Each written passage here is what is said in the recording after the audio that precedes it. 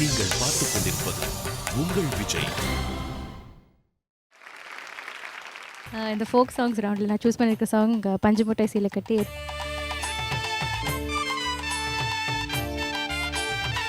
இந்த சாங்கோட major part வந்து ரோலிங் சங்கத்தீஸ் நிறைய இருக்குது இந்த சாங்கில்.